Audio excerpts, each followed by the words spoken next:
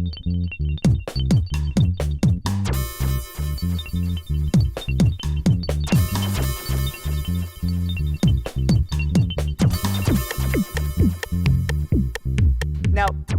I have an exercise I have to do, which is also going to take us back to Latin America. So what I'm going to need to do is I'm going to have to give away some chocolate. And then there will be some chocolate for people at the end and who ask great questions. So I'd like you to take this, sir. If you could take this. Do you like chocolate? Okay. So what I'd like to do before you look at it or think about it, I'd like you to tell, if we were in a transaction, how much would you pay for the piece of chocolate that I just put in your hand? 0. 0? Okay. Not much. Not much? Give me a cent. Like 50 cents. 50 cents. Okay. You? Yeah, 50 cents. 50 cents? I like chocolate. $2. $2. All right.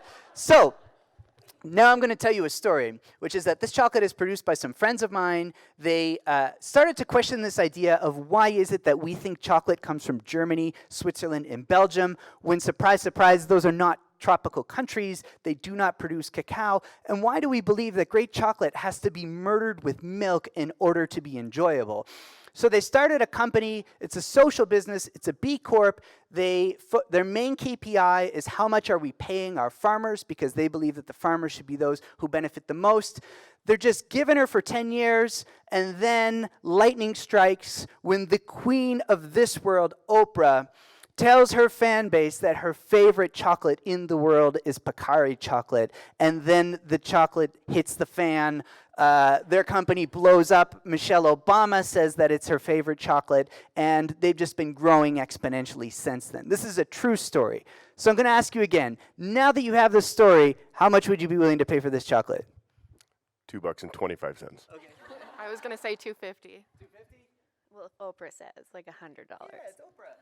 $5. $5. All right, there you go. So what I'm describing to you is something that happens every day in Latin America. And the first time it happens to you, this experience, it scares the bejesus out of you. And then the next time it happens, you are absolutely indifferent to it. So you're on a public bus, and these dudes will get on the bus, and they will walk up and down the aisles, and they will put a piece of chocolate or candy in your hand, and they will tell a story.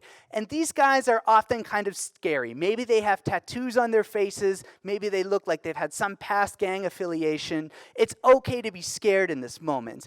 And they will tell a story which is something to the effect of, I used to rob and steal people exactly like you. Now I am trying to live a virtuous life.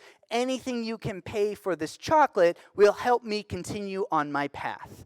And then they will walk up the aisle, and if you don't want to buy it, you can give the chocolate back to them. And then if you do want to buy it, they tell you, pay anything you want.